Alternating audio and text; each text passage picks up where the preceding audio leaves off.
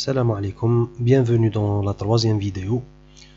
Cette vidéo va bien sûr traiter des blocs. Donc comment créer un bloc, comment insérer un bloc bien sûr, et voir les différents paramètres qui rentrent dans ces opérations. On va essayer de voir deux méthodes de création de blocs. Bien sûr l'une conventionnelle et qui est la plus répandue. Et la deuxième, on va dire, c'est une méthode assez rapide bien sûr pour faire un bloc rapidement sans rentrer dans beaucoup de détails. En premier lieu, déjà c'est quoi un bloc? Le bloc, donc c'est un groupe d'éléments réunis entre eux. Par exemple, l'exemple le plus simple, c'est par exemple les différents éléments d'une fenêtre par exemple, ou d'une porte, ou n'importe quel élément. Par exemple, un aménagement, cette table et cette chaise.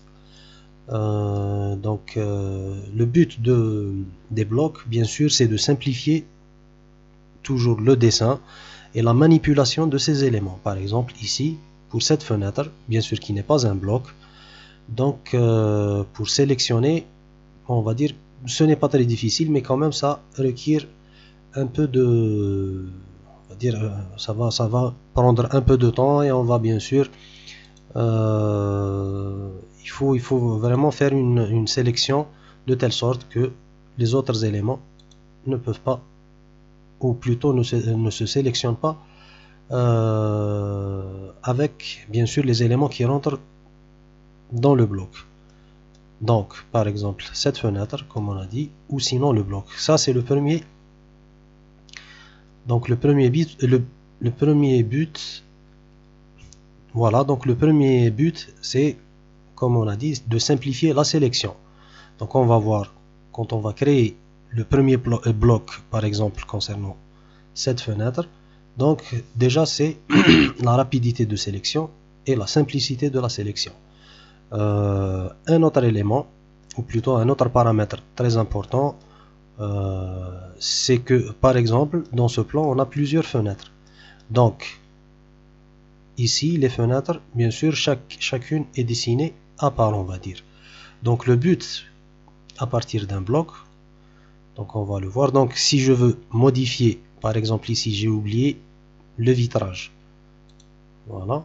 Donc maintenant pour modifier, je vais juste activer l'accrochage au milieu, voilà.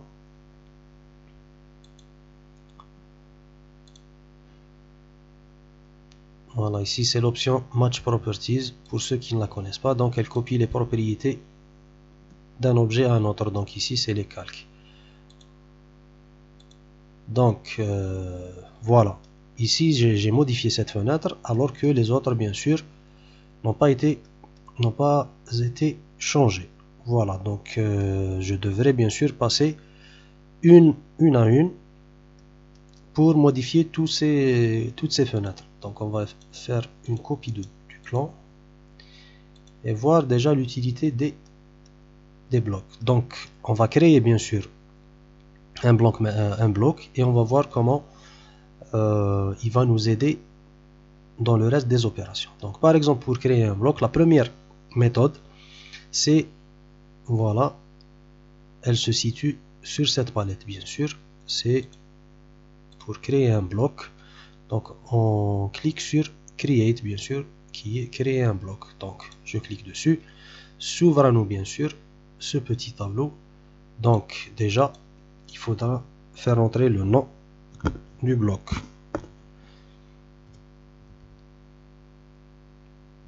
Je vous conseille d'entrer des noms assez on va dire justes et assez réguliers, assez réel, on va dire. Par exemple une fenêtre, donc c'est fenêtre, par exemple fenêtre 1, et bien sûr ces blocs vont se rajouter automatiquement à la bibliothèque d'AutoCAD de votre, bien sûr, dans le PC plutôt dans lequel vous allez travailler, et vous pouvez même les copier et travailler dans un autre micro.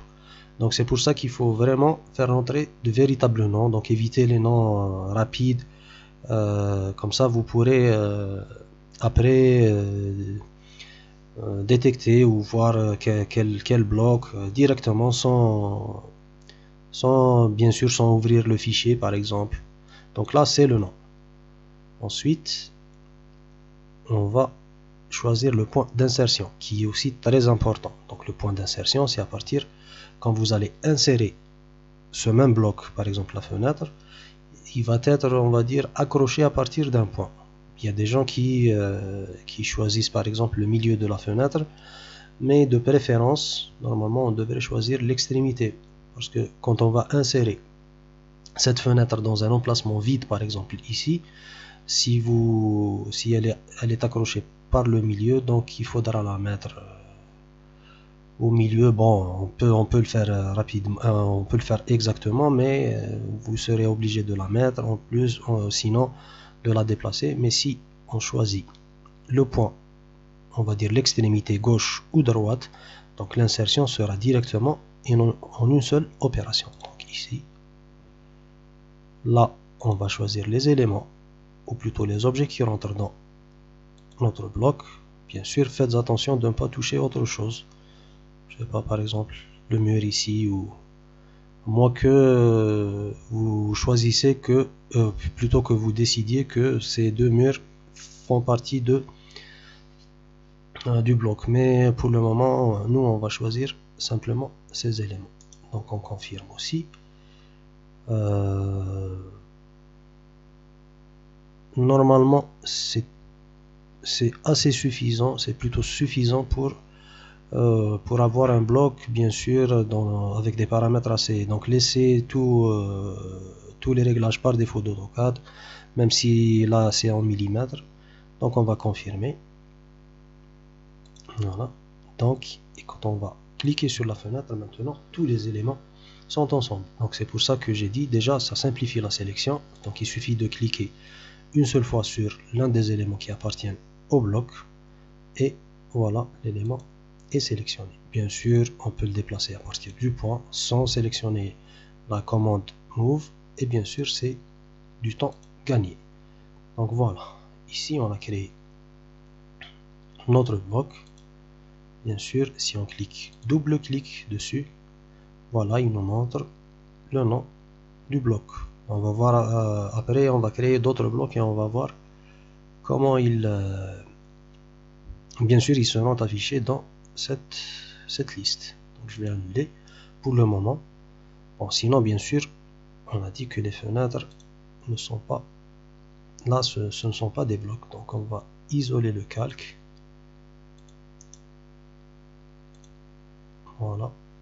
Et on va supprimer toutes les fenêtres. Je vais désélectionner le bloc.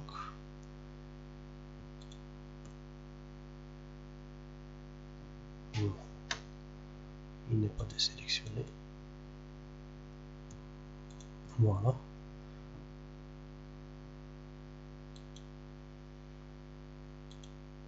Et on va copier ce bloc dans les différents emplacements.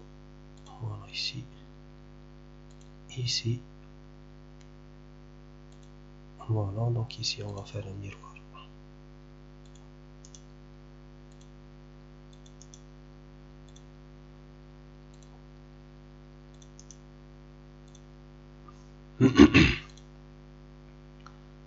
Donc voilà.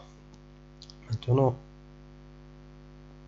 bien sûr, contrairement au premier plan dans lequel les fenêtres ne sont pas formées sous forme de blocs, ici par exemple, maintenant, s'il y a un petit changement à faire, par exemple, concernant le bloc. Donc déjà pour modifier un bloc, comme on a dit, on clique deux fois dessus. Bien sûr, il y a aussi deux méthodes de modification de bloc. Si on clique sur l'objet et on fait bouton droit, donc on voit ici les deux méthodes de modification. Donc là, c'est Block Editor, et en deuxième lieu, c'est Edit Block in Place. Bien sûr, comme son nom l'indique, c'est d'éditer le bloc sur place. Donc on va essayer de le faire en premier lieu. Donc il nous donne quel bloc on veut modifier, bien sûr. Et ici, le bloc, bien sûr, reste toujours dans son emplacement par rapport au plan. Ce qui est un peu utile dans la suite des opérations. Par exemple, je ne sais pas, on va ajouter un axe, par exemple ici. Voilà. Un axe, donc on va changer le type de ligne, on va dire. Voilà, on va choisir la ligne dont on a parlé. Voilà, et on va sauvegarder tout simplement. Save changes, yes. On confirme. Et on voit que tous les blocs, fenêtres bien sûr, sont modifiés. D'ailleurs, même le bloc... Ah non, là ce n'est pas... On n'a pas mis de bloc, donc tous les blocs sont modifiés. Donc c'est aussi l'une des utilités et des forces des blocs, on va dire. Voilà. Donc voilà, donc ça c'est la première méthode pour modifier un bloc. La deuxième méthode c'est on va la choisir plutôt, c'est bloc editor. Là le bloc s'ouvre carrément dans une fenêtre, on va dire séparer tout le plan a disparu plutôt. Et on voit que seulement le bloc reste en place. Donc on peut rajouter, je ne sais pas, par exemple ici, au lieu d'avoir, on ferme carrément le cadre.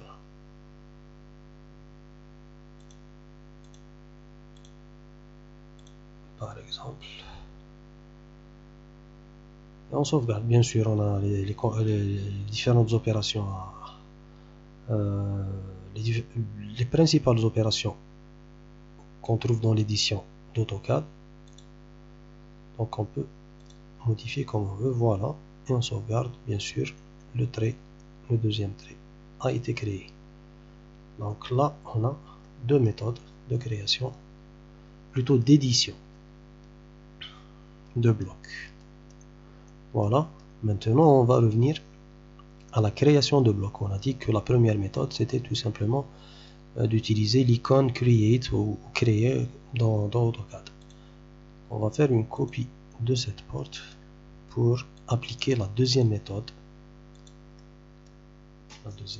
Donc la deuxième méthode, comme on a dit, c'est une méthode assez rapide dans laquelle vous n'avez pas besoin de, on va voir, de renommer les blocs. Donc il suffit de copier donc les objets. Donc on peut le faire en faisant copie, sinon CTRL-C, bien sûr, comme c'est écrit, CTRL-C. On peut faire bouton droit,